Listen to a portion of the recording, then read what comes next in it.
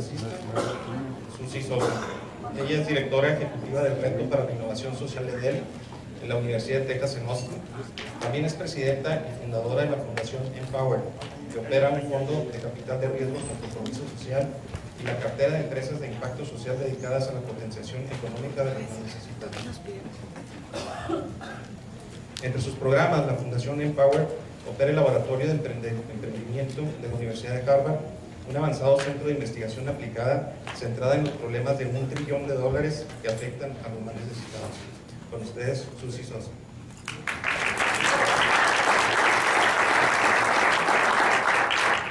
So I'm going to present in English today, and I will try to speak slowly, but I do actually understand Spanish, so when it becomes time for questions, you can definitely ask me in Spanish, and hopefully I'll understand at least most of it.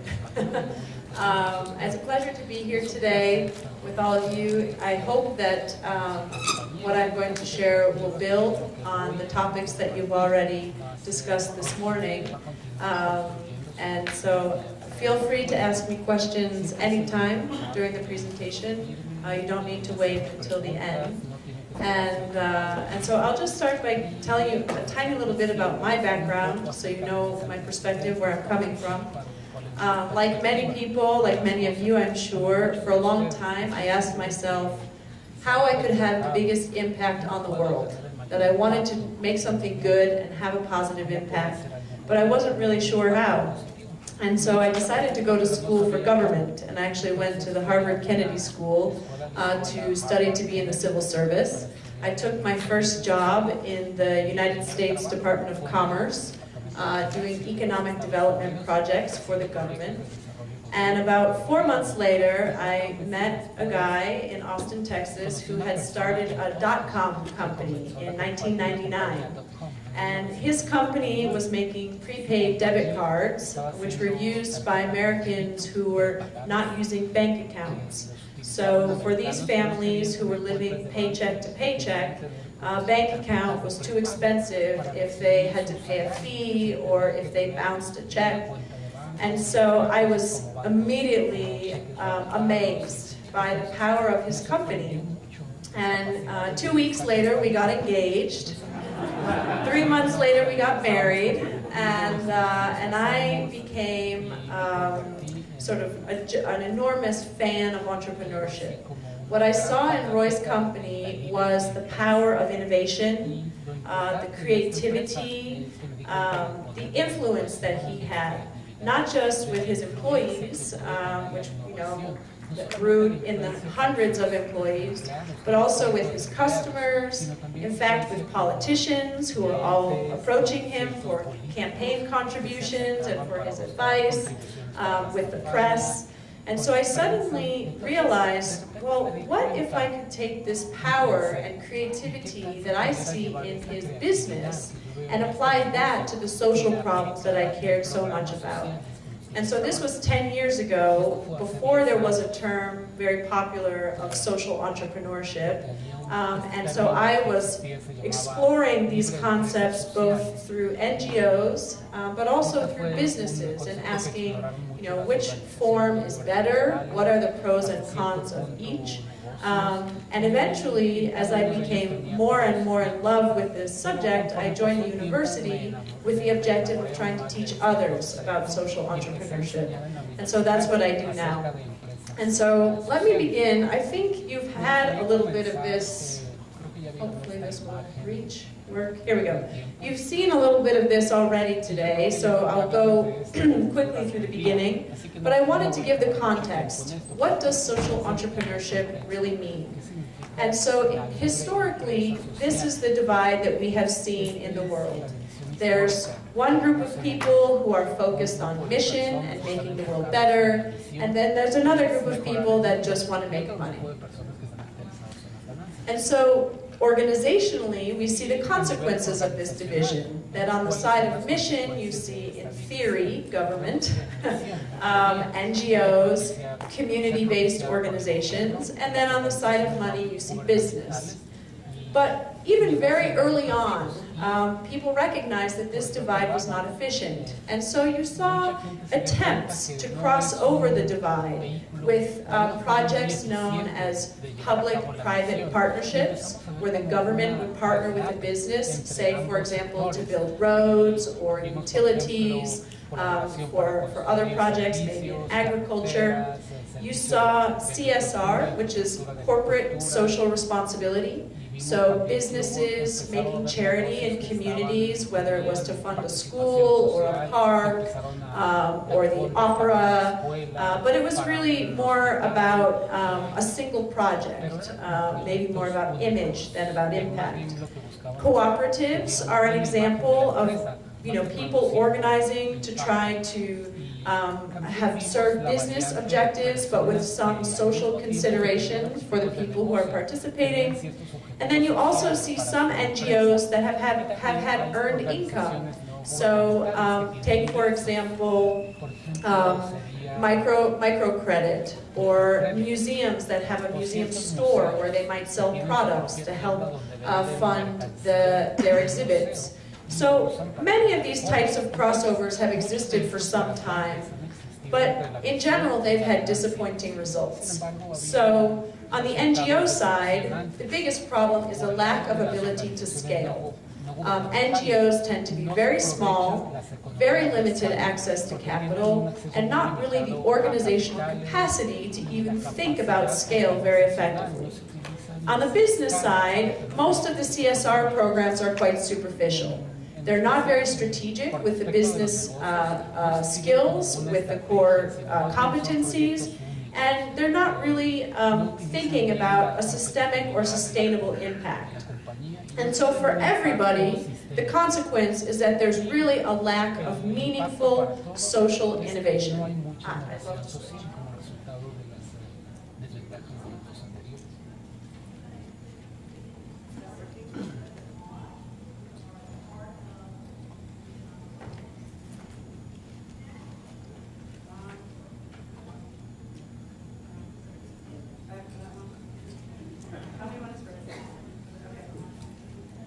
This one on? Yeah, okay. And so the consequences that we are all struggling with now is that social problems are fundamentally unsolved. In fact, many of us may feel that virtually no progress has been made in modern history. And perhaps even more importantly, there's a very deep disenchantment with pure business, pure NGOs, and pure government. If you ask young people today, if you ask students, which of these three sectors is the best, most of them aren't very excited about any of them. Business is corrupt, nonprofits are inefficient, government is corrupt and ineffective, and so there's a sense you see in the Occupy movement, in some of the other international iterations of that in Mexico and the Middle East, that young people are pretty fed up and feel like none of these models is really working. And so what is emerging on the horizon, what many of us are talking about here today, is a new spectrum of organizations where the pure forms are on the end, and here I'm only showing two dimensions. I'm not putting government on here, but there could be a third dimension. So you see, I think this might work. You have traditional business on one end, which is primarily focused on financial return. Traditional NGOs on the other end, which is the distinction here that they have no earned income, so relying 100% on charitable contributions. But in the middle now, you see an increasing number of organizations that are mixing both. So you have businesses that are started with the objective of solving a social problem, and you have more and more NGOs that are trying to find effective and efficient ways of generating earned income. In the middle, we even have something new, which we call a hybrid, where an organization might have two parts. It might have an NGO and a business that work together and are linked by some governance structures so that they can be more flexible. And so, in theory, what we want is the best of both worlds. From the side of mission, we want social commitment, a distributive nature where any return that is generated is not just kept for the individual, that the community and other stakeholders are brought into consideration. We also want to be able to inspire and incorporate a human element into our work and not just think about profit. We want to work in a collaborative way that is inclusive and more open and not just about who can get to the top of the ladder the fastest. But from the side of business, there are many other positive things that we can take, like much stronger focus in terms of the work that we do and the objectives that we have. Operational efficiencies, using best practices in things like HR, marketing, supply chain, finance. Access to capital is an incredibly important strength of the private sector that we need to be able to leverage, not relying solely on charitable contributions, thinking about how can we use debt, how can we use equity, how can we use other types of capital, especially for the purpose of scale. Risk-taking is something that business has always done well and is very important for social innovation. And that's something that I'll talk about in a second.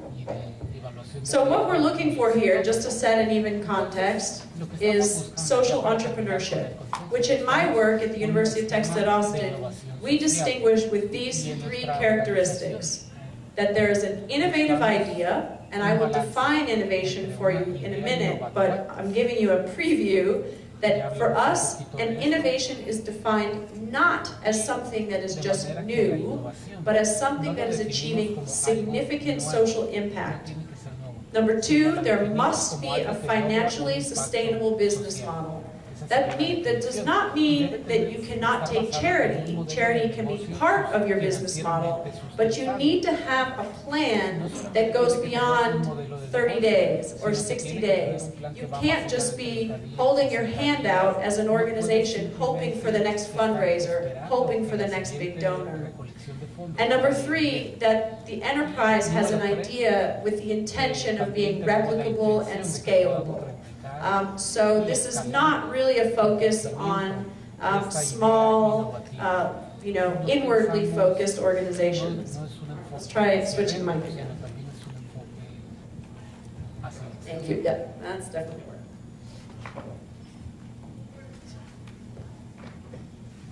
working. Okay, that's good. Yeah.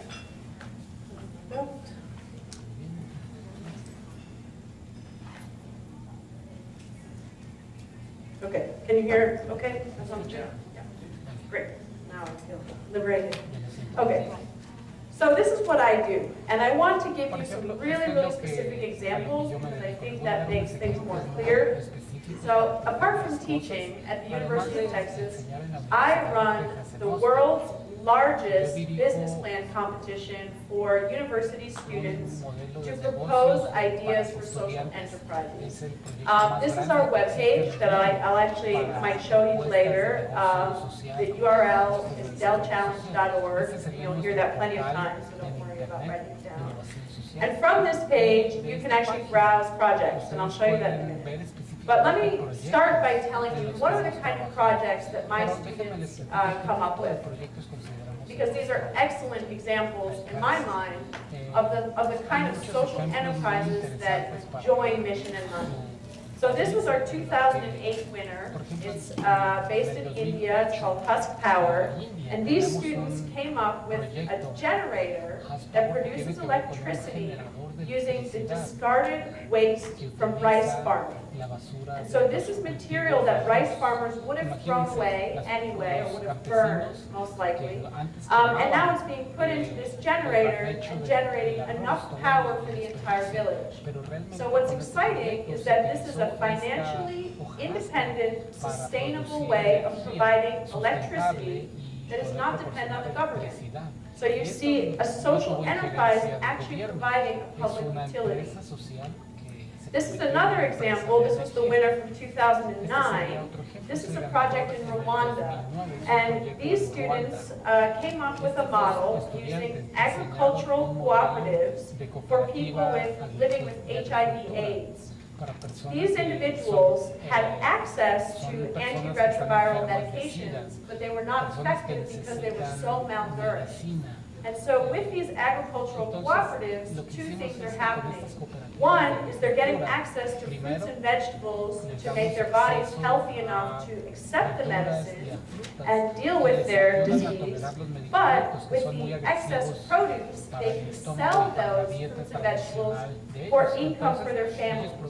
So again, it's a financially sustainable business model that has a clear social impact, but is also income generating for the individuals and for the cooperative as a whole. This is our 2010 winner. It's a girls' school in the Kibera slum in Kenya. It's the largest urban slum in the world. Many NGOs want to provide schooling, free public schooling for girls. This is a very common objective. But these schools, these NGOs all around the world face the same problem. How do you fund the school? Particularly in poor countries, even though we may disagree with it, parents tend to value boys' education higher than girls' education. And this young man was actually from the slum, and he managed to get a scholarship to go to university in the United States and wanted to build this school back in his community, but he couldn't get the community to support it. They said, we don't want a school for girls, we want a school for boys. And so he really struggled with how could I get community support and find a financially sustainable model for the school. And so he came up with an innovative idea of combining the school with 4 other businesses. So he put a water well for people to come and buy clean drinking water, a public toilet where people can pay to come and use the toilet, a computer lab so people can check their email and post on their Facebook page, and a health clinic. And all 4 of those services are in the same building as the school, and the revenue that they generate from those services actually pays for the school. And so again, it's a financially independent, sustainable model solving a social problem. And finally, our 2011 winner is also from Kenya. This is a waste management company. So this student, who's now graduated, partners with youth organizations who collect trash from very low-income households. They bring the trash to him in his business, where he sorts the organic and the inorganic matter, turns the organic waste into compost, and sells it to farmers. And the inorganic waste separates metals and plastics and sells those to manufacturers who recycle them and use them. So you have a financially independent, sustainable business providing waste management in places where the government is failing to do so because it doesn't have the resources. And so with our program, we are trying to spur thousands of students to propose these ideas. In fact, you can see from last year's competition, we had over 1,700 projects from 100 countries. And we had actually, this is an old snapshot, we now have over 200,000 people that have joined the online community, including 24,000 students. You can all join if you want to. In fact, we do have many Mexicans. Mexico was one of our largest countries for ideas. Tec de Monterrey provided a lot of ideas for students, but they come from all over Mexico, and they create personal profiles like this, or like this, and then they post their projects. And this is completely open. Any of you can go to the website and you can browse the projects that the students are proposing in Mexico and all around the world. And so you can see this is a project for an affordable housing initiative. This is another one using plastics from agave, I think also, yeah, for bioplastics. And then this is a skill development enterprise targeted towards students, learn entrepreneurial skills, problem-solving skills. But we had over, I think over 150 projects last year from Mexico Creo que alone. México remitió 50 proyectos el año pasado. And so this is the background that I wanted to give you before entering into the sort of deep part of this conversation, which is about innovation. And social enterprise, as I said, is focused very heavily on innovation. And I'm sure all of you as board members, as donors, as executive directors of NGOs, hear this word innovation all the time. Oh, we need to be more innovative. We need to find more innovation. And now, in some ways, the word is even becoming overused. And you think, gosh, you know, why is everybody so crazy for innovation? We have many existing ideas that just need more money. Why do we always have to be looking for something new? Why does everything always have to be something new? So what is important about innovation? Why do I focus on innovation? Why do many foundations and donors and funders focus on innovation? Why should you focus on innovation? You should focus on innovation because innovation is equal to value. And it actually doesn't matter whether an idea is new or not. An idea is innovative if it delivers significant value. In the for-profit world, in business, executives have been looking for innovation forever because in their world, value is money. And if you have stocks, if you have investors, you're in a constant quest to be able to deliver more value, more profits for your shareholders in the business world. In the social sector, we should be on the same quest to constantly be delivering more value, better return, better results, measured by social impact. If we are happy with the status quo, we are not delivering those better results. So innovation, we seek innovation because it is an endless quest to try to achieve better, more social impact. And I distinguish that from an innovation from an improvement. So in the NGO world, I'm sad to say, but many NGOs exist only providing year-over-year improvement. 1% increase, 2% increase, steadily climbing along. Yes, you can eventually make a difference doing that. And in the United States, and I'm sure in Mexico, there are NGOs that have been around for hundreds of years. And so if you multiply 1% by 200 years, that could be a significant impact. But I know I'm not going to live that long. And I know I don't have that patience when it comes to the social problems that I see around me. When I see children living in destitute conditions, when I see indigenous communities, being evicted and harmed, no matter what the problem is, I don't have the patience to wait 200 years for 1% improvement to eventually get me there. What I want is a much bigger impact, a lot faster. And where does that come from? That comes from innovation. So how do you find that? Where does that value come from? Where does that significant social impact come from? I'm going to unpack it for you, and I'm going to show you what design thinking has to do with this conversation. So, at the top, let's agree, we all want to create value, social value, and maybe also financial value for our organization. How do you do that? You do that by capturing opportunity. Okay? Well, where does that come from? Opportunity comes from finding new insights.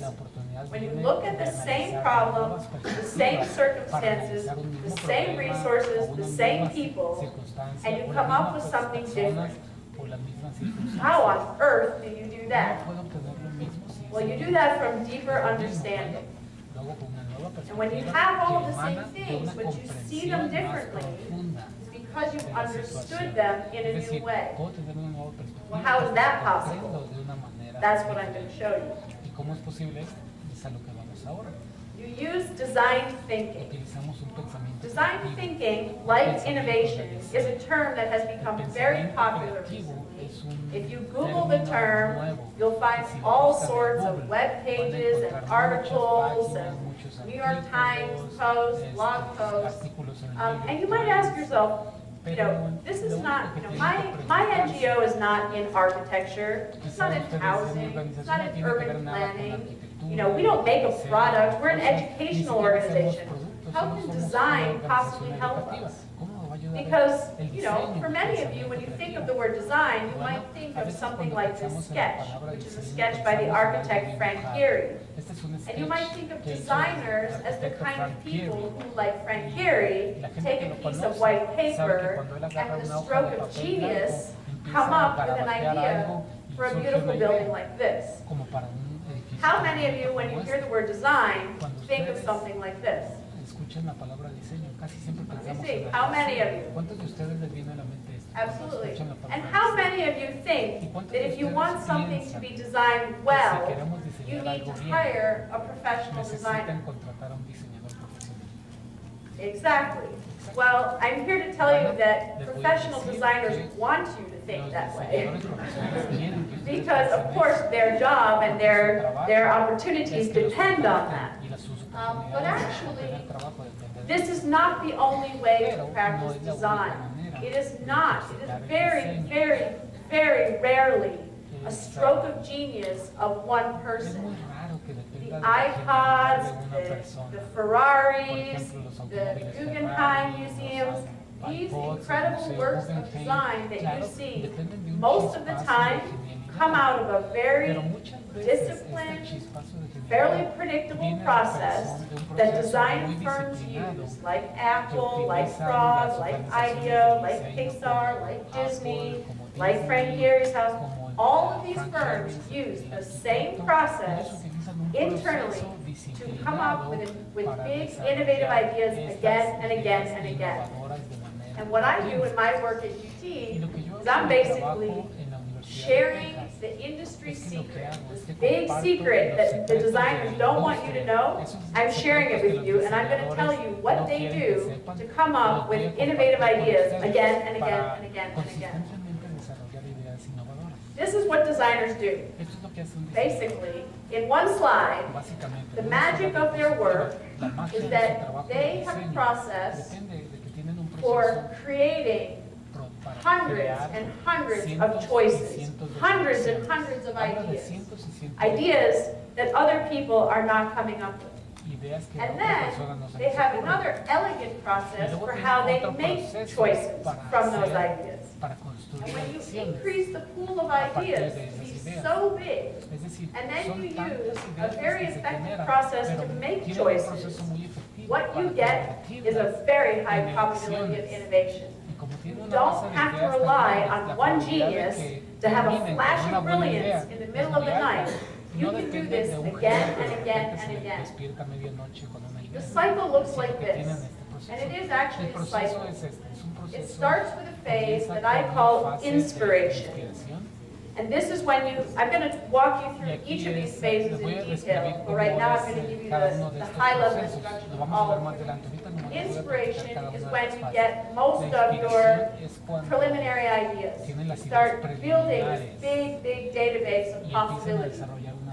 It's followed by ideation, the second step, which is when you start to convert some of those ideas, some of those observations and ideas into an opportunity. And then you get to iteration, which is about prototyping, testing, experimenting. Usually, good designers go through this cycle 2, 3, 4, 5 times maybe before they decide they like an idea, and then they divert off to implementation. For any of you that have a scientific background, this process is almost identical to the scientific method, right? So you have observation of the world around you. You have a hypothesis here of something you want to test. You have experiments, which then give you data and new observations. So then you go here. you refine your hypothesis, you do more experiments, and eventually you have a result, or a conclusion, or a discovery, and that's implementation. So this is not a new process, it's just that most of us are not practicing it in our work in social impact. And so this is how it maps the two slides together. And now I'm going to walk you through each of these steps in detail and show you how to do it. So either you can do it, or your teams can do it, or the organizations that you work with. But first I want to tell you why this approach works so well. Here are the points. First of all, one of the most powerful things is that it uses both sides of your brain. Right? It uses your analytical side and your creative side at the same time. Great designers, whether they're product designers, architects, film, in music, you name it, they're all using right brain and left brain. Most of us, if you're an executive, if you're in business, if you sit at a desk and type on a computer most of the day, you're mostly using your left brain, right? And so you're not harnessing the power of that right brain to come up with innovation. It's also iterative and experimental. Too many of us go from the idea stage to the implementation stage. We don't test things, we don't experiment, we don't learn by failing fast. And that's a really important part of effective design. It's also interactive and collaborative. Really good designers like to be around people that are different from them. They look for people that have a different perspective, a different skill set. So you'll see an engineer with a painter, with a finance guy, all working together as a team. That diversity is actually what contributes to coming up with better ideas, because they see linkages. You know, the finance guy will say, oh, that's just like this mathematical formula, and think about this, where the painter will say, oh, you know, well, what if we consider this other element, the way that color and sound can interplay? This diversity and this collaboration is what leads to higher quality and higher probability innovation. Three important behaviors of this process are to suspend your preconceived notions, approach the problem with a beginner's mindset, and assume nothing. This openness, this blank canvas, is really critical to getting good results. And so, trait number one is to find the core of the problem. Many of us come to these social issues with a lot of preconceived ideas about what is the problem we have to solve. And I'll give you an example. So this is an enterprise that also came through our competition, but it's now in full business. And what they make is a very low-cost incubator for babies that are born prematurely. When the students were in university at Stanford, their professor gave them an assignment. And the assignment was to design a better incubator for use in hospitals. They all knew that the problem was that babies who were born prematurely, in this case it was in Bangladesh, that these babies were either dying or were getting severe developmental delays. And so they thought that the problem was that the incubators were not working because they were too expensive, they would break down, we didn't have parts. The students went to Bangladesh and they started doing field research. They started talking to the mothers that had had premature babies. They talked to the midwives who were delivering the babies. They talked to the doctors in the hospital. And they found something very interesting. They found these premature babies were not making it to the hospital. And in fact, it wasn't a question that the incubators weren't working. The problem was that the babies were dying in the villages where they were being born. Because the real problem was that these women were having preterm babies, but they lived hours and hours away from the nearest hospital with an incubator. And so the only way the mothers could keep those babies warm was to keep them right next to their bodies, but you can't do that for days on end. And so what they realized was that the innovation lo que se that dio was cuenta needed y la to innovación que significantly era change the necesaria number of para cambiar babies that were el número dying de from niños prematuros que hypothermia estaban with preterm muriendo de birth was hipotermia. not a new incubator for the Es que hospitals. no It was an necesitaban una incubator nueva that could work incubadora in the para el villages. hospital, más bien And that's una what they designed. incubadora que So this is pudieran a tener en sus $25 hogares. incubator Entonces, diseñaron that una they sell incubadora to de rural $25 midwives in villages que in le venden India, a las so that when a parteras baby is para born, que it cuando keeps the un baby's bebé body nazca, temperature ella trae at the en la right level incubadora for long enough to get to the puedan hospital, to mantenerlos get to a bigger calientitos incubator and get durante care. más tiempo hasta So que this is puedan an llegar a una example incubadora of formal. find the core of the problem. Primera, esta es la Many of ilustración de us cómo think encontrar we're solving, el we centro think we know what del the problema. problem is, Porque a veces but pensamos que ya often sabemos we el haven't problema, gotten all pero the a way veces to the no core. hemos What llegado is hasta the el root? centro, no What hemos is really deshojado la underneath cebolla para all these llegar symptoms hasta that el you're mero dealing with? centro del problema. A veces The solo next vivimos principle con is la deconstruction and Lo reconstruction. mejor para hacer esto es hacer And una this is deconstrucción especially y important una if you're involved in reconstrucción. an NGO that has Es muy been around importante for a cuando long time, trabajamos con una and you organización have que the ya lleva usual muchos ways of años, doing your que business, ya the tiene sus usual maneras things establecidas that de you've hacer always las done cosas, year over y dicen, year. "No, es que así lo hemos The hecho only way you're going to siempre, find an año tras año". innovation is if you have Y la the única courage forma de encontrar to innovación take all es those cuando pieces tenemos la apart, valentía de lay them out on the desarmar todo table, esto, and then desarmarlo, put them poner back las together, piezas en la mesa one by y one, volverlo a armar really thinking pieza about por pieza, where do those pieces need to pensando go? Which dónde pieces do I necesitan need? las Is piezas, that the place that cuáles I want piezas them to be? necesito. Because what you Aquí might quiero poner find esta is that you pieza, put it together in a different porque way, tal vez and that lo que different voy way a is hacer better. es que lo voy a poner de una manera diferente. This is an example of those two principles at work. This is a community in the United States that wanted to have a children's museum, a group of mothers. They struggled for a long time to raise the money to build a children's museum. And in despair, they thought, well, perhaps we should give up on our idea. We can't raise enough money to build a building and have a museum that we want. But then somebody said, well, why do we need a building? Why does a children's museum have to be in a building? What if instead we put all of the pieces of the museum, the exhibits, the activities, what if we put them in a bus and we drove those to the schools where the children already are? And they came up with a now very famous model of the traveling children's museum. But when they started, they couldn't see this innovation because they were so stuck on a model that the children's museum had to be in a building the way they had seen it in so many communities. And it wasn't until they deconstructed it back down to the essential elements. What is the essential experience that we want our children to have? And what are the things that are critical? And what are the things that are optional? That was the only way they could come up with an innovation. So here's the cycle.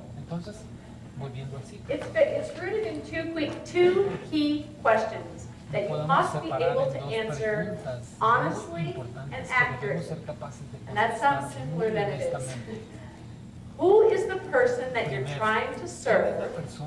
And what is the problem that you're trying to solve? If you start by focusing on the person, you will find the answer to the second question. So phase one is called inspiration, and it is made up of two parts, listening and dreaming. In listening, you're really asking this question, who is the person I'm trying to serve? For many of you that might be working in an organization for a long time, you might think, yeah, I know who I'm trying to serve. I've been working in this organization for 20 years, for 30 years. I know. Can I move on to the second question now? But actually, like this picture shows you, my grandmother listening to an iPod, the world is changing so fast that the person you thought you knew 5 years ago, their life situation today is completely different than it was 5 years ago. In the poorest, most rural communities in Mexico, people have cell phones now, right? And you know what? They're doing mobile banking. And so these communities are changing so fast, you do not know the answer to the question, who is the person I'm trying to serve? You need to get more and better up-to-date information. And so listening is how you do Y al that. escuchar a esas personas, Listening actually also divides down into two el types. escucharles también Direct tiene dos source componentes. listening and Primero, an empathy-based escuchamos listening. a la fuente directa y escuchamos Direct con source empatía. listening El are escuchar things a la like fuente this, where you directa go sería out algo into the como lo que field, vemos en esta foto. you interview Vamos al communities, campo, you get data entrevistamos a about la what's going comunidad on. y obtenemos How datos many of you de have cuál es actually su gone realidad. out into ¿Cuántos the de ustedes field han ido al and campo talked de one-on-one trabajo y han hablado with the uno client a or uno customer of your con organization? la persona que es objeto de sus servicios, el objetivo de sus servicios? About half, Más o menos la okay? mitad. So, how many of you have done it within the ¿Cuántos de last ustedes year? lo han hecho en el último año?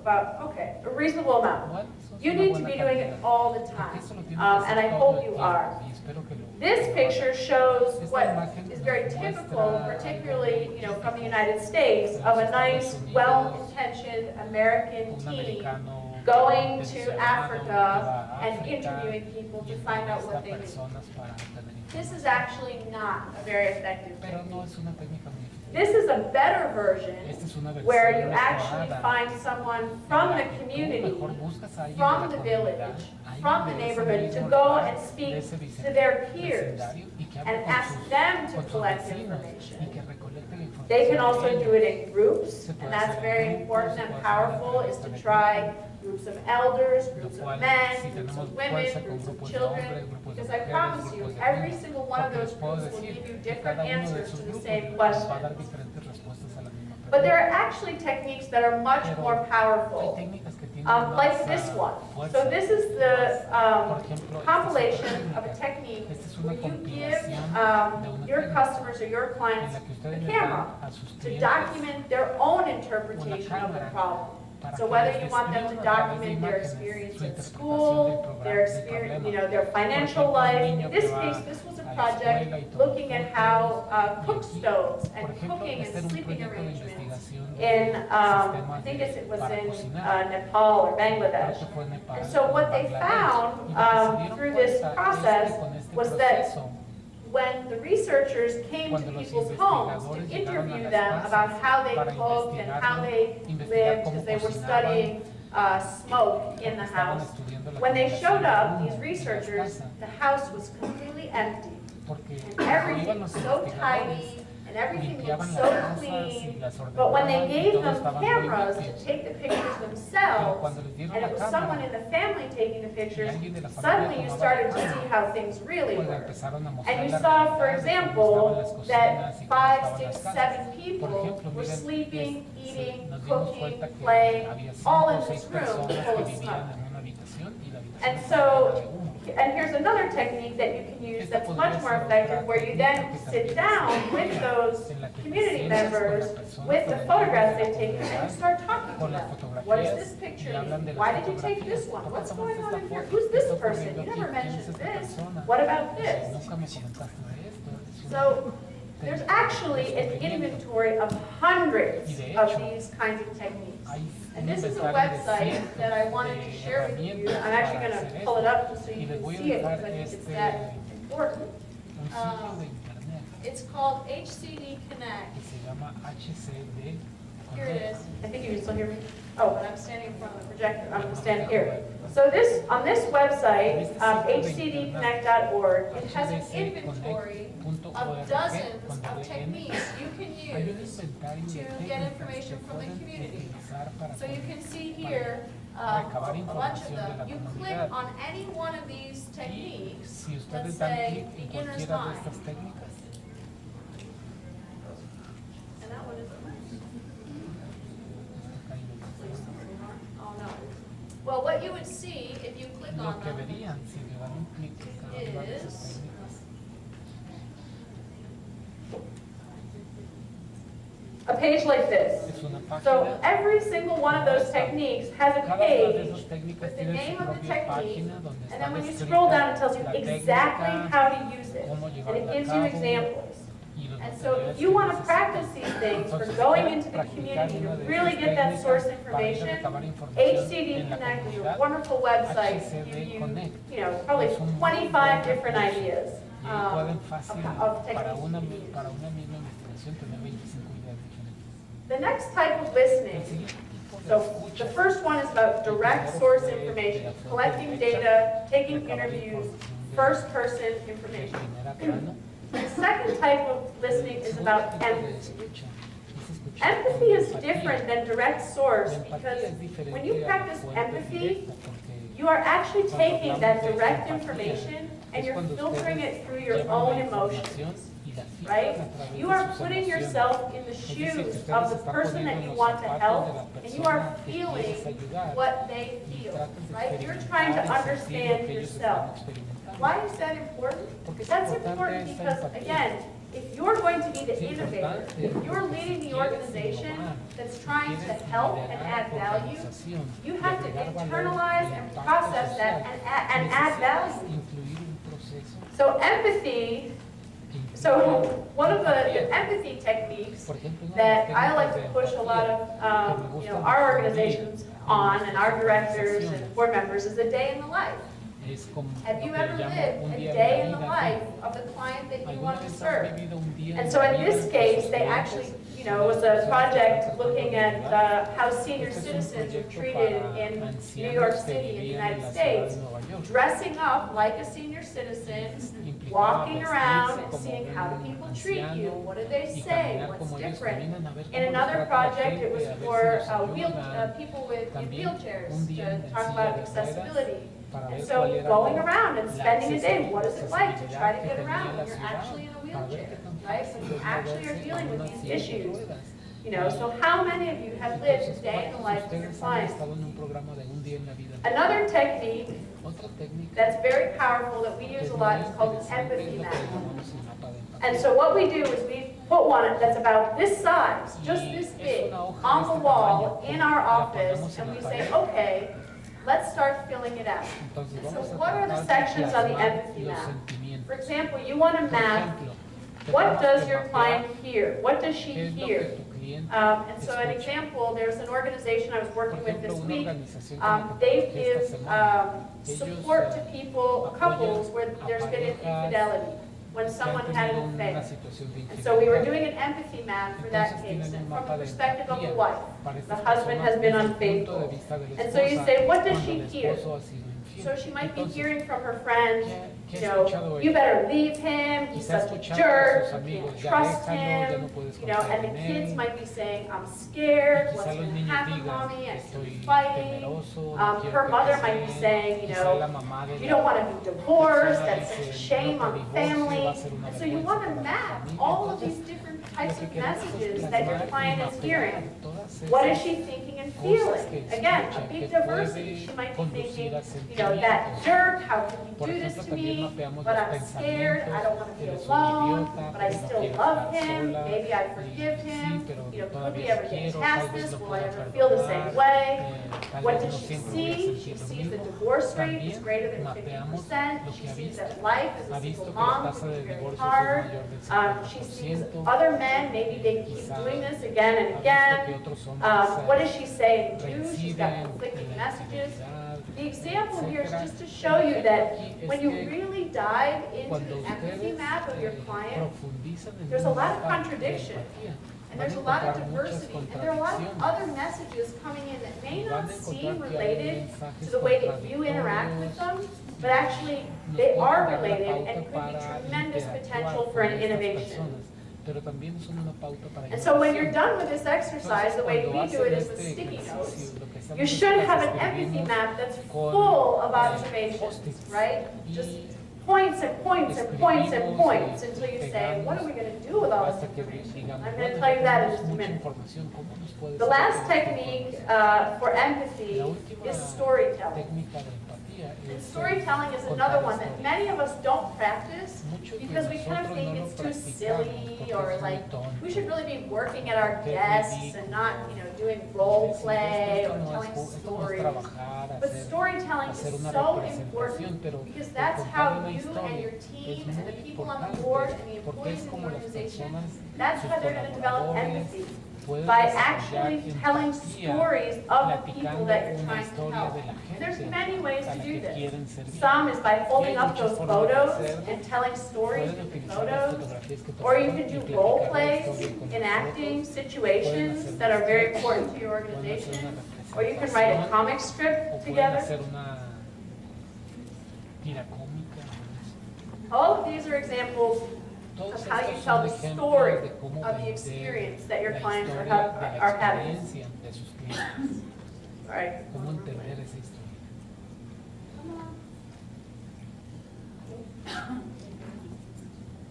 And so the last part of the inspiration phase is dreaming. And I actually put this picture on here as a joke because how many of you get to spend time every week doing this? If you do, you don't admit it. But if you're like me, you don't have any because I have 2 kids, a full-time job, traveling all the time. I would love to be sitting out of the window dreaming, but that's not happening. So for you, when are you having your best ideas?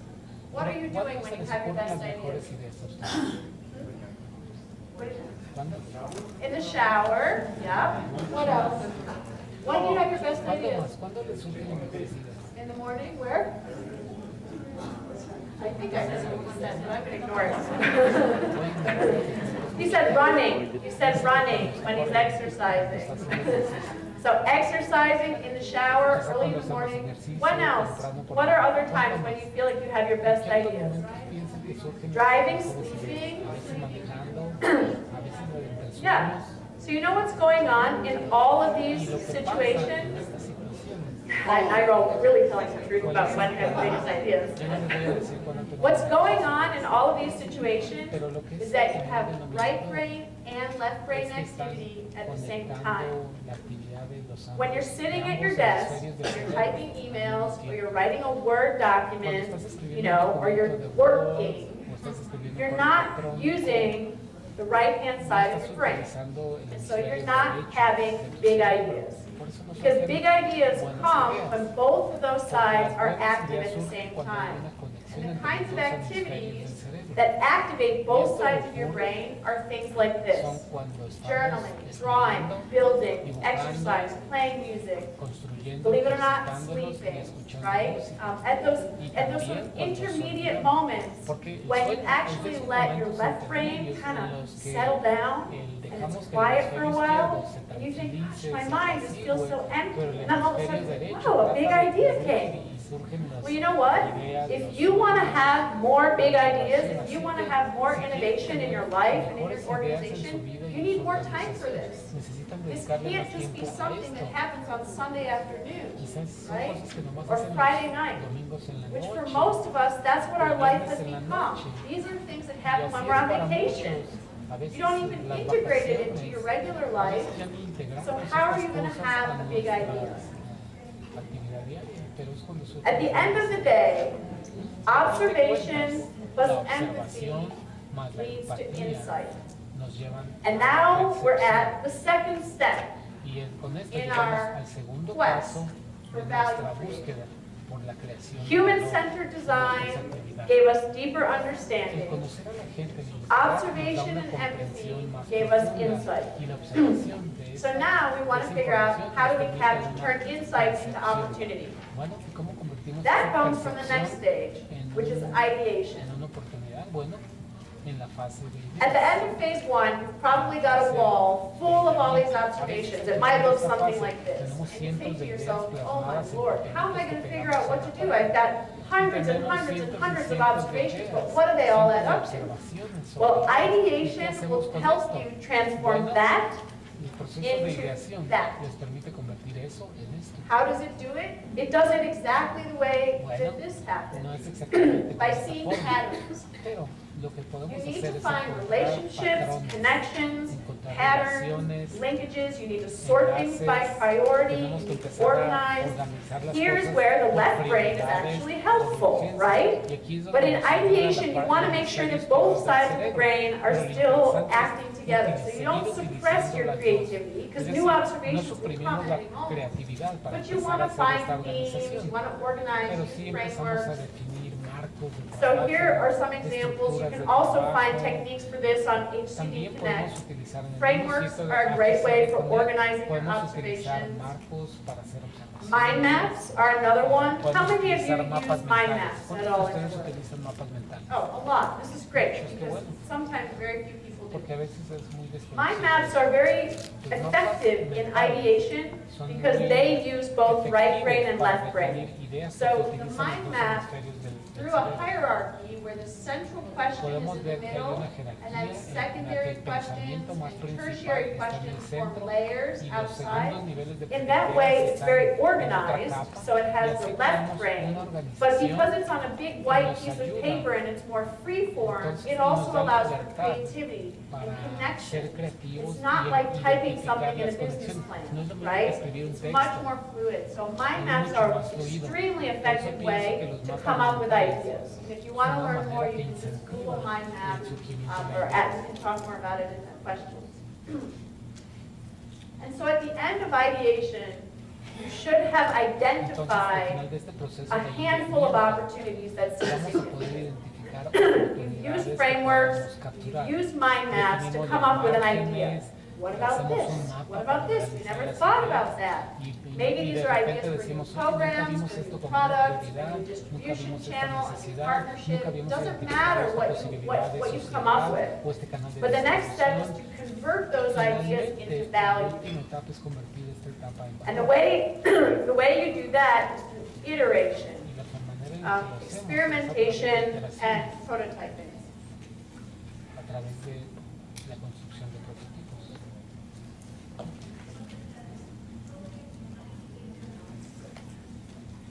So this is one way to prototype, and if you don't do this, you really should, because this can also be a great way to be dreaming, right? Building things out of sticks and duct tape and cardboard.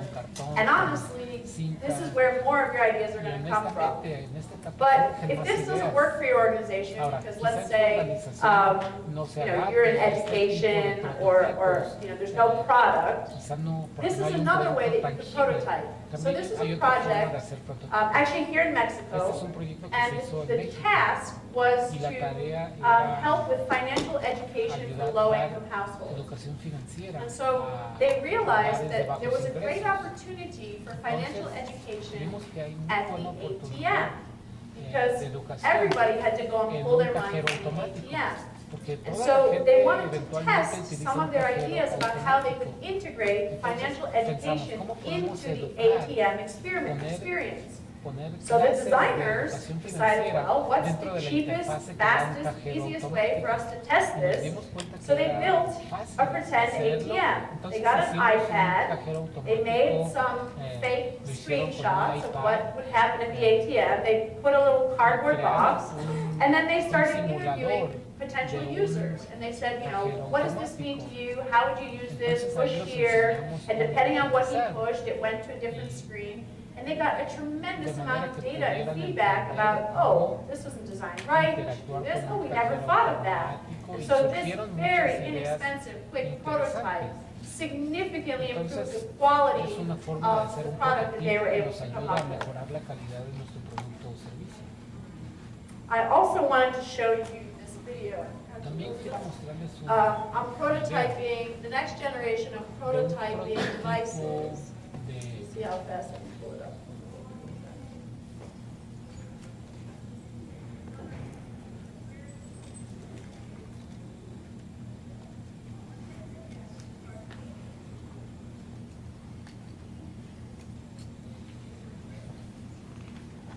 Oh, I don't have sound. Never mind.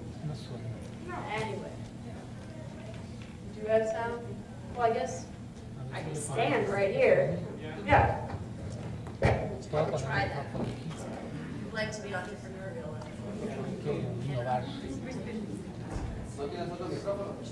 It's okay. Just let it buffer. So this video is of a project by a nonprofit that's working, so it's two NGOs. One is an NGO full of designers, and the other is an NGO working in Latin America with children that have club foot. When their toes are turned in and they can't walk properly.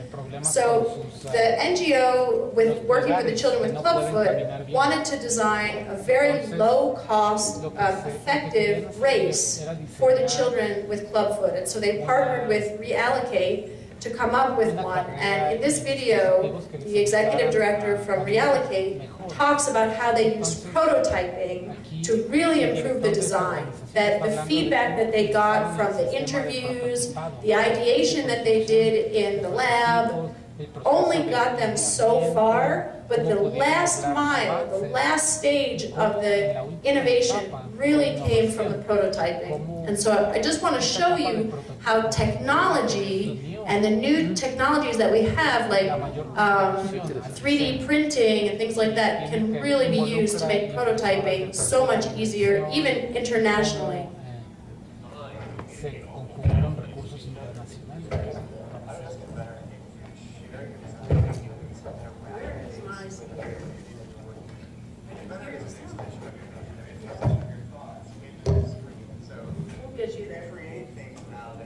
Visually represent any other way. When you want to communicate with the outside world, well,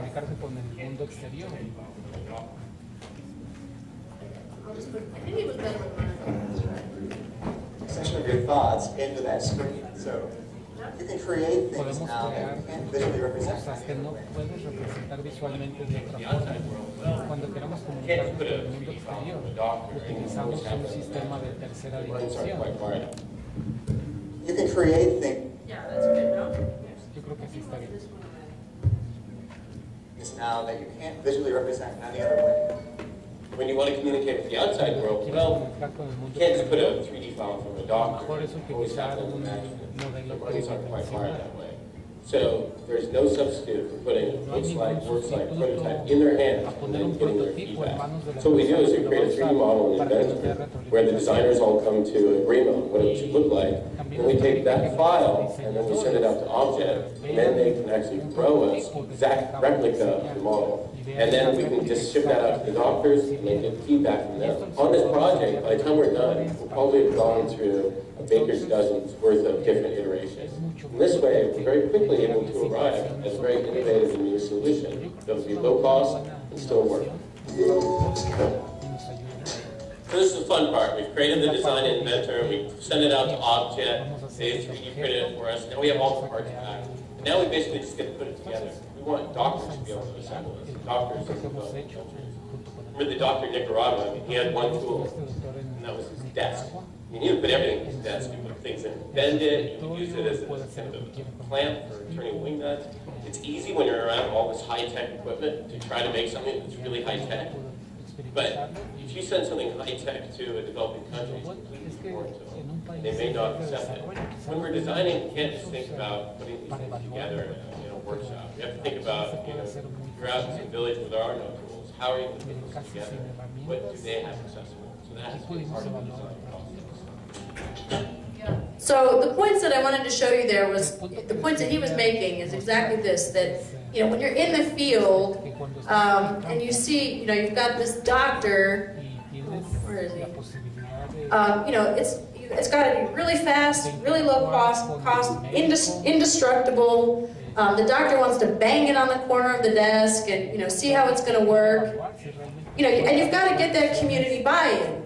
And if the doctor didn't like the design, he wasn't going to recommend it to the patients. And so if you're not doing these prototypes and you're not putting something in the doctor's hand and having to say, no, it can't be like this, it's got to go like that, you're not going to be as effective. And so prototyping is significantly undervalued because people think it's expensive, they think they can't afford it, but it's critical if you want to have the maximum social impact. Sorry for the challenges I had forgotten. I want to show you that video. But anyway, you were very patient and tolerant of that. And so the last slide on prototyping is around services. What does a prototype look like if you're doing services? It looks like a pilot project. And so you try to do something for one group that's small so that you can minimize risk, test it, and then you look at expansion. So that's the cycle. You go from inspiration, ideation to iteration, probably around a couple more times before you get to implementation. So lastly, I just want to conclude with a couple of slides before I would love to take questions about why is design thinking so important for social entrepreneurship. This is kind of where I started my comments today, that design thinking and innovation are rooted in social entrepreneurship, but I also want to point out some of the reasons why it's so important. The first one is that it reduces risk. And for any of you that are working with highly vulnerable populations, marginalized populations, you can't afford to put an inferior program or an inferior product in the market. You will ruin relationships with your donors. You could potentially have a PR catastrophe if somebody gets hurt. And so for many NGOs, because they don't have the tolerance to be able to take risks, they don't innovate. They just stick with what they've been doing again and again and again. Well, you're not going to achieve social impact without innovation. So how can you innovate and in a lower risk environment? It's using design thinking. Design thinking will help you to improve the quality of your products and services right from the start.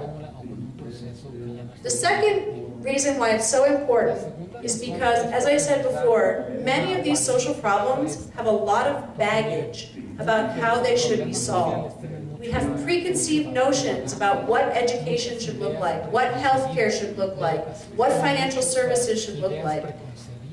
If you bring all of that baggage from the start, your solution is not going to be that different, right? So coming up with the iPod required thinking about the phone in a completely different way.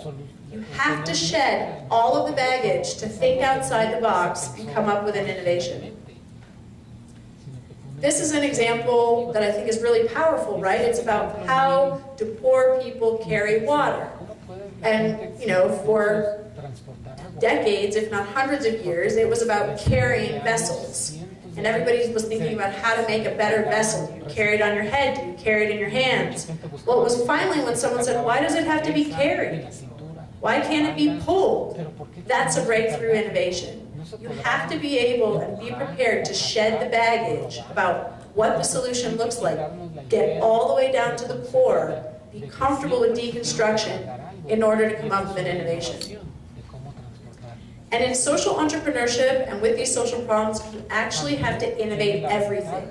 Not just the product or service, but the entire business model. The way you think about distribution, the way you think about supply chain, the way you think about your employee relationships. This technique of design thinking can be used for anything. The client could be the ultimate person who receives your services, but you could do an empathy map for your donors. You could do an empathy map for your board members. You could do an empathy map for your strategic partners. How well do you understand what they're thinking about?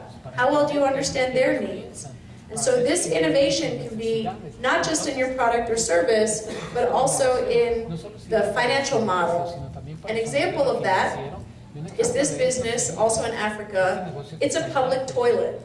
And they needed to innovate the business model because the NGO they actually wanted to reduce childhood mortality from diarrhea, because diarrhea is a very significant killer in communities without public toilets. And so the NGO wanted to provide as many public toilets as possible, but they couldn't figure out a business model. And so then they said, what if we made the public toilet a shopping center? And so that's what this is. It's called Eco Toilet. And you can see here that people are coming and they can top up their cell phone, they can buy little goods and services, they can get their shoe shine. And all of the revenue from the rent to those little micro businesses goes to pay for the toilet. And so this NGO is able to provide free public toilets or provide the infrastructure of building these buildings in a way that they wouldn't have if they had not innovated the business model. The toilet technology is not what's special, right? We all know how to build that. It's how do you provide the toilet for free to these communities. And so finally, design is about doing what other people say is impossible. And actually this morning, I tore out of a magazine a quote from Muhammad Ali. who said, impossible is a word used by small men who feel comfortable with the status quo, and are afraid of what might happen if they think otherwise. And I think designers are the same way. I love this quote from Frank Gehry. Design has a lot of places to hide behind. There are always excuses. The same in our world in social innovation. The client made me do this, the city made me do that, I don't have enough money, I can't get access, I can't make this work. In the end, if you're going to have a powerful, meaningful impact, you have to rise above all that. And design is a process that can help you to come up with a better solution and to resolve more and more of these issues. So the very last slide is a summary about where does innovation come from. Number one, challenging or abandoning your previously held assumptions. Two, uncovering hidden truths. Three, discover opportunities for significant improvement. Four, vigorous disassembly followed by methodical reassembly, but incorporating new information. That's a very powerful technique. Pull it all apart, then put it back together, but with new ideas. And then finally, it's an iterative, ongoing process that takes nothing for granted and is obsessive in its pursuit of perfection. When I talk about design in some of my classes, I make the connection to the Rubik's Cube. You know what the Rubik's Cube is? So the Rubik's Cube is just like our NGOs.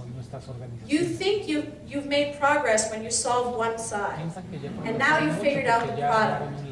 But then you look, and none of the other sides are working. And so then you go and you try to figure out the financial model, but then you come back, and the first side isn't right anymore.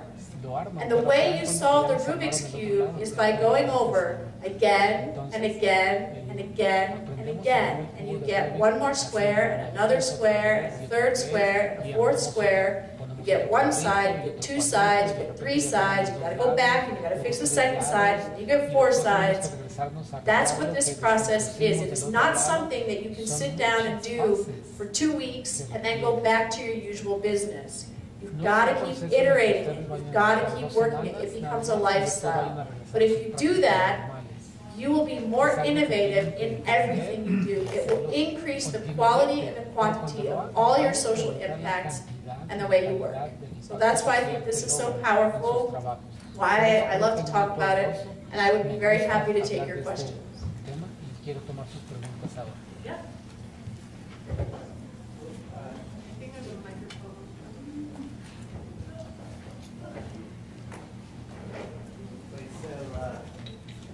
Creativo, es bueno. Yo no creo que carecemos ideas creativas en Chihuahua. Aunque podemos, no se escucha. No se entendió.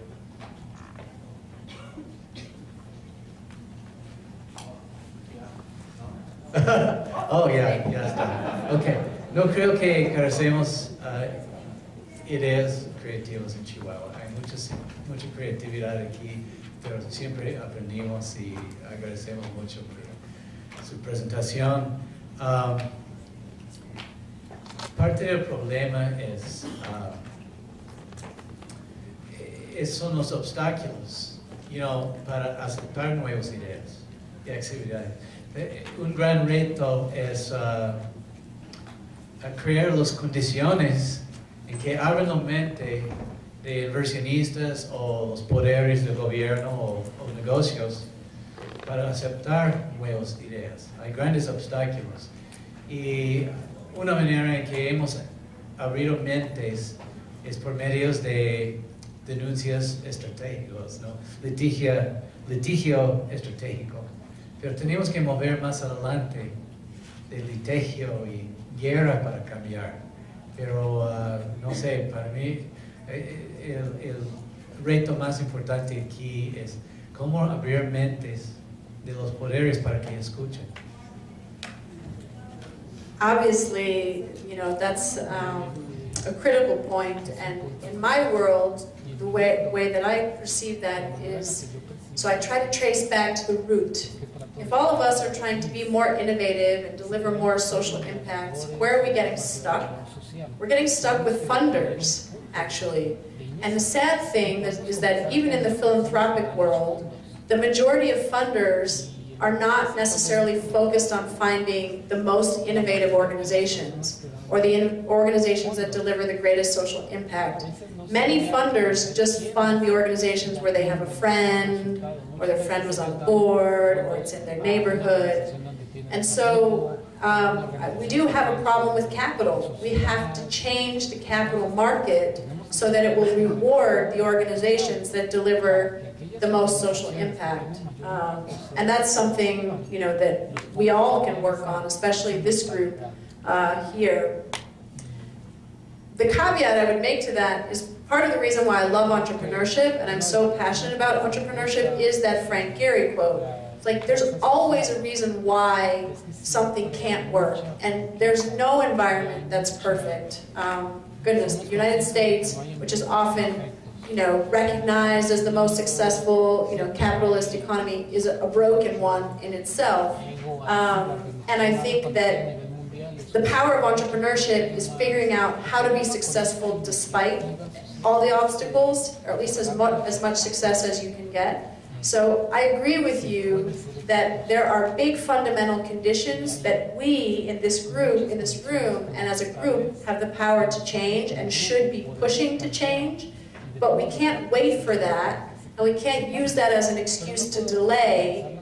I think we also have to try to find, you know, be like water going through the cracks in the stone, you know? Where are the paths of opportunity where something can break, where something can change, maybe unexpectedly? Other questions? Any question?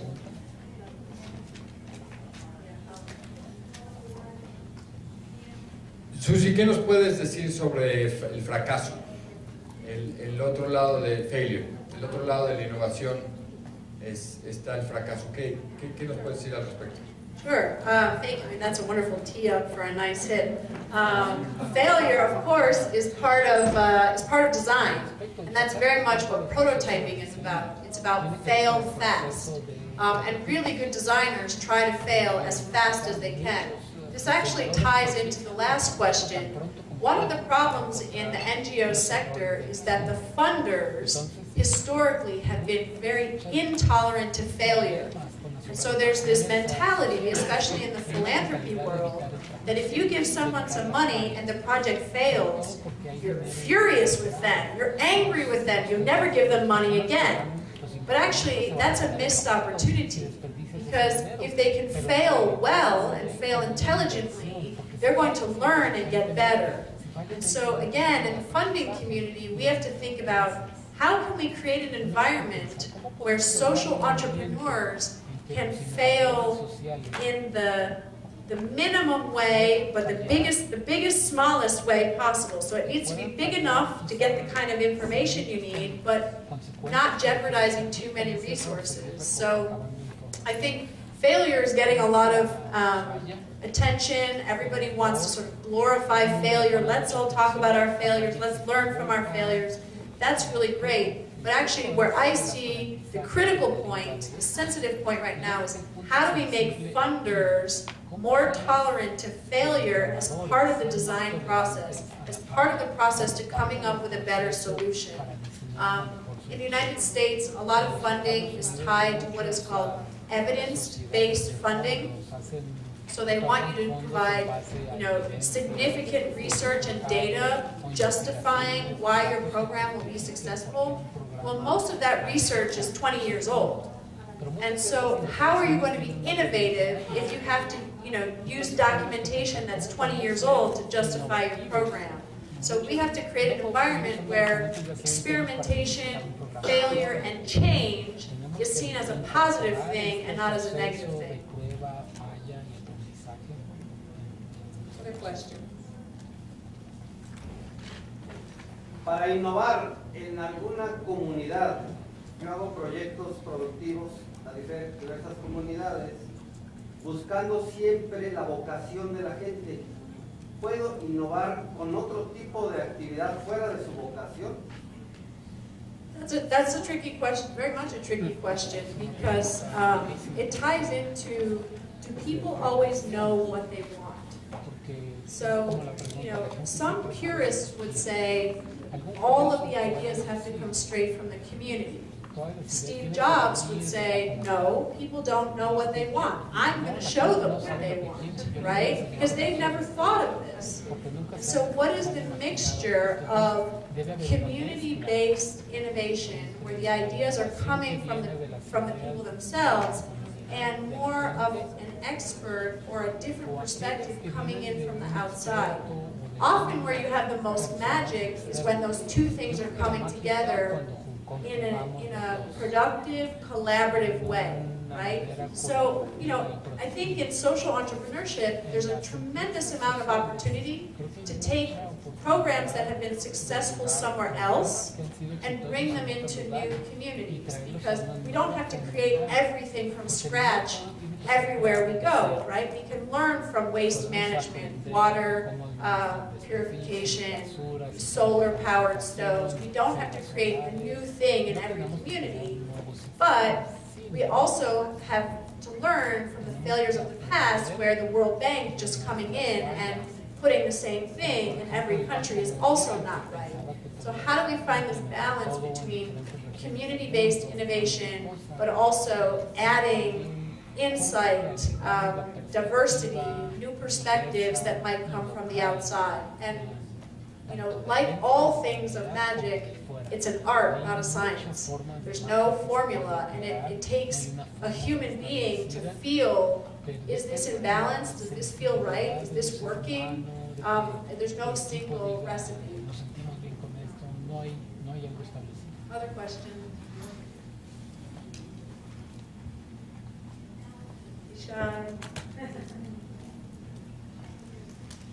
I'm just curious, this is a question that I like to ask because I've done a few sessions with some Mexican groups. So I want to take a vote, and I'm going to ask you to vote. I'll tell you what you're going to have to vote, so then you can decide which way you're going to vote. I'm going to ask you, do you think Mexico is entrepreneurial or not? So first I'm going to ask everyone, yes, how many of you think, yes, Mexico is entrepreneurial? So this is a good bias group. So how many people, if you want to even say, would say, no, Mexico is not an entrepreneurial environment?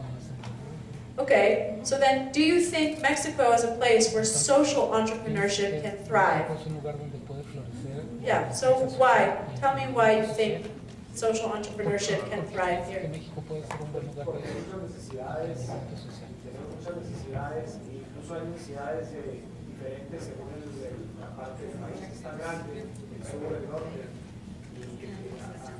Hay mucha inventiva pues, de gente para solucionarlo, porque el gobierno no soluciona, no es Suecia, ¿verdad? El gobierno soluciona todo, aquí no soluciona casi nada, entonces la gente tiene que buscar una inventiva para solucionar. Yeah, other reasons why you think it would be successful. Otra razón por la que pienso es similar a lo que dijo Eugenia, yo creo que la gente lo ha venido haciendo desde hace mucho tiempo, de la necesidad. Por la misma necesidad, la gente lo ha venido haciendo históricamente. So what do you think are some of the obstacles? Why don't we see more of this? Or how can we make more of this? Yeah, what do you... Profesionalizándonos, precisamente tratando de tomar este tipo de foros y abriéndonos un poco la mente. So we need to do more of these? Okay, what are other ideas? What else can we do to create more social entrepreneurship in Mexico? Are there things that we need to change, or do we need to do more of? Ideas? Yeah. Yes, for sure. Well, I'm sure many of you know about Iniciativas Mexico. So that's the beginning, I think, going that direction. What other things do you think we need to do to have more social entrepreneurship in Mexico? Trabajar en equipo. Why do you say that? El compromiso.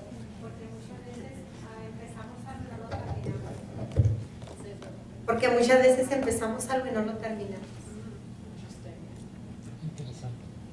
I kind of want to know more about that. I don't know about you guys, but gustaría Well, let's conocer hear other más de ideas. esto. What else do you think? Pero ¿qué más? How can we grow more social ¿Cómo podemos entrepreneurship in crecer Mexico? más en el emprendimiento social en México? Yeah, what? Like, to do what? Así es más. How many of you think money is a barrier ¿Cuántos to this piensan que el investment? dinero es un obstáculo? Huh. So why do you say no? ¿Por And qué then you can piensan que answer. no es un Why do you say obstáculo? no? ¿Por qué dices que no es un obstáculo? El dinero existe, hay que buscar la forma de llegar a él. Where is it? It's under that rock where the water is going. Many people said no. Why do you think money's not the, why is money not the obstacle? Yes, in the back. Necesitamos tener pasión para enfrentar los retos que tenemos. Aunque no tengamos dinero, podemos buscar la forma de hacerlo. Oh, come on, yeah. Hay distintas escalas de emprendedor, porque también tenemos mucha pobreza. La pobreza es un estímulo también. Pero a lo mejor el emprendedor empieza a pequeña escala y no necesariamente a gran escala. Entonces, a lo mejor tenemos muchos emprendedores, pero no sobresalen porque su escala es pequeña. Other comments on that? Yeah. A veces yo creo que también tiene que ver con la cultura de being, maybe in English, being the water going through the cracks. Sometimes we're very, in the other conference they were saying that we're very negative in a way, maybe sometimes like, oh, the government's not doing this and not doing that. We're not taking the initiative. Sometimes we have the money. I think the money is there, and sometimes it's more about the culture. And Well, let's do a survey on that. I like that question too. I ask it sometimes. I'm going to ask you, and you get to vote. How many of you think that the culture in Mexico is a barrier to social entrepreneurship? Yes or no? So how many of you think the culture is a barrier to social entrepreneurship? Hands up higher so I can at least count them. And how many of you say no? Okay, here's something interesting. So those of you that said yes, let's hear a little bit more about why do you think the culture in Mexico is a barrier to entrepreneurship? Hay dichos aquí en México, o sea, se recuerdan los cangrejos, ¿verdad? Unos que pueden salir, que son de otras culturas, y los mexicanos que se jalan a sí mismos hacia abajo. Se dice que la gente más rica, el señor más rico del mundo, no se hubiera hecho rico en Estados Unidos. Y el señor que fue el más rico, el señor Gates, en Estados Unidos no se hubiera hecho rico en México. O sea, ¿por qué? Porque la cultura sí inhibe, o sea, hay barreras. Y sí hay dinero, pero también los aspectos educativos, los programas emprendedores normalmente se canalizan hacia aspectos de carácter económico y no hacia lo social. Muy poco tiempo, hace poco, comienza a haber algunos lugares donde comienza a haber emprendedores sociales. O sea, aquí no hay gran cosa de eso, entonces necesitamos más educación en ese sentido. Okay. Comments on that? Yeah. La inversión, ¿no? En investigación, la verdad es que la cultura de inversión en investigación en México no es tan fuerte como es en otros lugares. Y sin investigación, pues es difícil tener innovación. Yeah, other thoughts?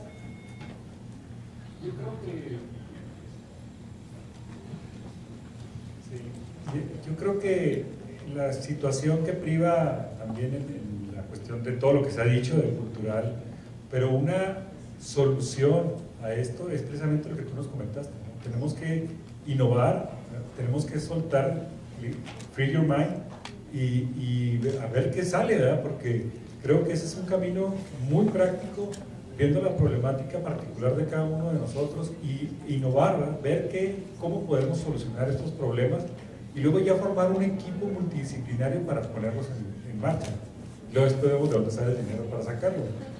How about from the people who don't think culture is a problem? Y a ver alguien que piensa There were que some la hands cultura up. no es Anyone un want to problema. stand up from that point of view? Why do you Creo que say, quedó no, that's claro. not really the issue? Pero ¿quién dice que la cultura Todavía con lo anterior, yo una barrera que tiene que ver, creo yo, con lo cultural es de que voy a pedir una disculpa por adelantado porque voy a generalizar un poco, ¿no? Pero en muchas comunidades que yo he estado platicando con la gente, el mexicano ciudadano no siempre se reconoce como un ciudadano completo. el ciudadano exige derechos, le chilla, le brinca, le patalea al gobierno, pero a la hora de pagar sus derechos, de pagar sus impuestos, sus servicios en comunidades, todavía no tiene no nos creemos suficientemente ciudadanos para asumirnos como ciudadanos completos.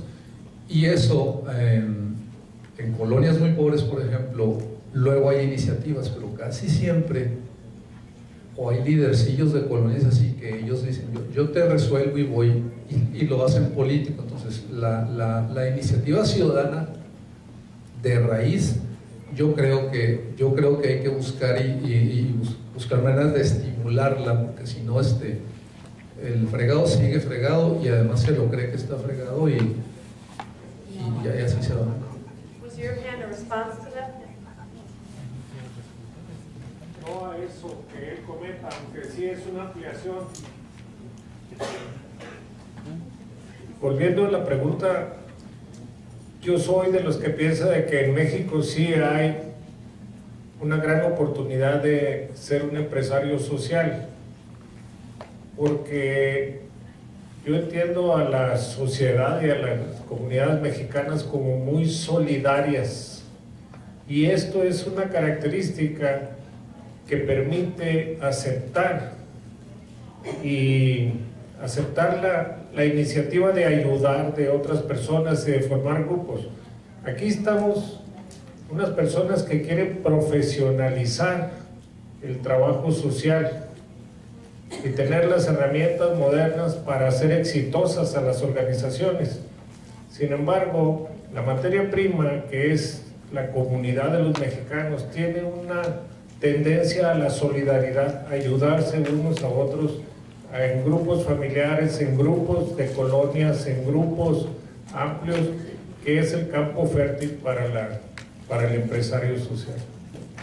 ¿Y tiene usted ideas sobre qué puede ser este grupo para avanzar el empresario social? Este grupo. A este grupo de aquí, para ser empresario social, pues coincido mucho con lo que se ha dicho aquí: profesionalizarse, pensar de una manera nueva lo que ya estamos haciendo. Otras ideas, ¿qué podemos hacer nosotros? Hay ideas prácticas. Difundir lo que estamos haciendo.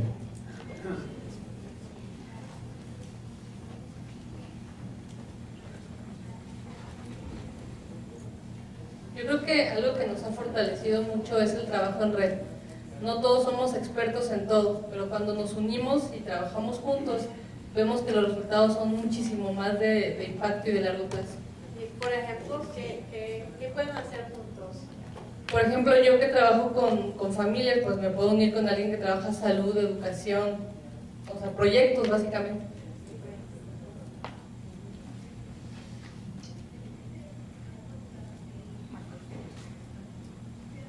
A ver, mire, yo pienso que también gran parte del problema es que a veces no entendemos que México es un país único en el mundo, multicultural.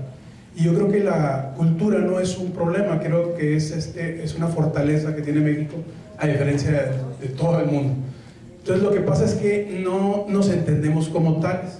Entonces yo pienso que en todos lados, por ejemplo, a mí me toca, por lo que hago yo, mi trabajo, me toca haber podido conocer partes de indígenas o de gente pobre, pero comunidades integradas, bien integradas y que se ayudan entre sí mismos. Lo que pasa es que a veces queremos comprender o queremos integrar a cierta población en nuestras ideas de concepción de cómo deben de ser las cosas. Entonces, por eso, cuando sobre todo vienen ellos de las ciudades, pienso yo que se crean esos hacinamientos y empieza a haber ese tipo de problemas sociales que yo no creo que sea cultural. Por eso creo que no es el problema, no es de cultura, sino es de precisamente esto, que nosotros mismos estemos preocupados de llevar y hacer proyectos que sean muy particulares. No podemos generalizar y decir a todos los vamos a ayudar de esta forma. Eso es todo. No, that's something that I feel, sorry, I have to answer that in English, because I often feel in Mexico, my husband is Mexican, so I spent some time here, that it's very easy to take these abstract things like culture and make them the focus of the conversation, and then you don't make much progress. And if you can find a few very specific tactical things, they may not be the full answer, but they can at least give you some quick wins, some things to work on together, collectively, like you said, because you're not, changing culture is such a big project, and it's not clear how you can do that. So I think that's a very astute point, that some focus around more specific things would help to get some momentum. But I know that, that you want to take a little bit of time for a break. This has been a long session. I want to let you know that I did bring brochures. If you're interested in the project that I run at UT, you're welcome to take one. This is for students, and then any of you that want to be a mentor or a judge, we take volunteer mentors and judges. We can pair you with Mexican teams if you want to work with students here or with students from anywhere in the world. And then my email address is up on the slide. If you want to take it down, I'm available for further questions. Thank you for having me here today.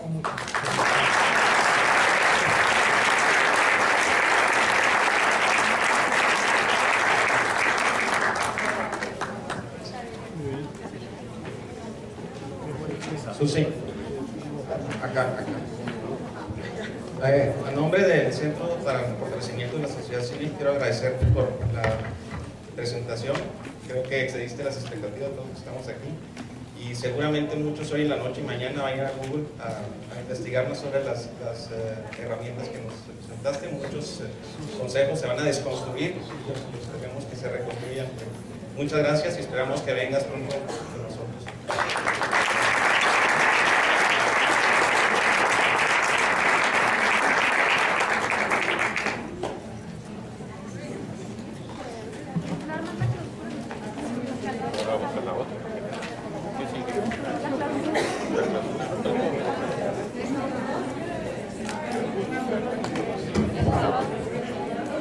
El sábado